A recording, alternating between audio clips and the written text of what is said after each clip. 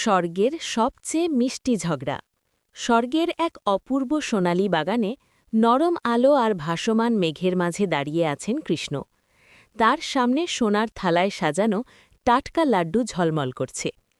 কৃষ্ণ মুচকি হেসে বললেন, আহা, একটা খেলে নিশ্চয়ই কেউ টের পাবে না। তিনি একটি লাড্ডু তুলে কামড় দিতেই হঠাৎ পেছন থেকে আওয়াজ, কৃষ্ণ, ওগুলো কিন্তু আমার। এসে দাঁড়িয়েছেন গণেশ। তার চোখ বিস্ময়ে বড় হয়ে গেছে।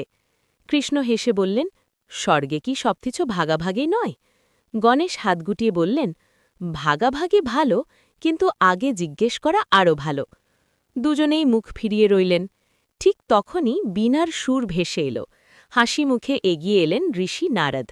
নারদ মৃদু হেসে বললেন, দুজন মহান দেবতা লাড্ডু নিয়ে ঝগড়া করছেন, এ তো বড় আশ্চর্য।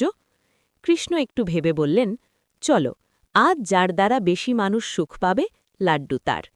গণেশ আত্মবিশ্বাসের সঙ্গে বললেন, চ্যালেঞ্জ গ্রহণ করলাম। এরপর কৃষ্ণ তার বাঁশি বাজালেন। সুরে সুরে আনন্দ ছড়িয়ে পড়ল চারদিকে। সবাই নাচতে লাগল, হাসতে লাগল। অন্যদিকে গণেশ ভক্তদের আশীর্বাদ দিলেন। দুঃখ দূর হল, বাধা সরে গেল, মুখে ফুটল স্বস্তির হাসি। সন্ধ্যায় গোলাপি আকাশের নিচে তারা আবার বাগানে মিলিত হল। গণেশ হেসে বললেন, মনে হচ্ছে আমরা দুজনেই জিতেছি। কৃষ্ণ লাড্ডু ভেঙে অর্ধেক বাড়িয়ে দিলেন। হ্যাঁ, কারণ আনন্দই সবচেয়ে মিষ্টি। গণেশও হাসি মুখে তা গ্রহণ করলেন। স্বর্গের সেই সোনালি আলোয় তাদের ঝগড়া শেষ হল বন্ধুত্ব আর হাসির মধ্যে দিয়ে। কারণ সত্যি, আনন্দ ভাগ করলে তবেই তা সবচেয়ে মধুর হয়।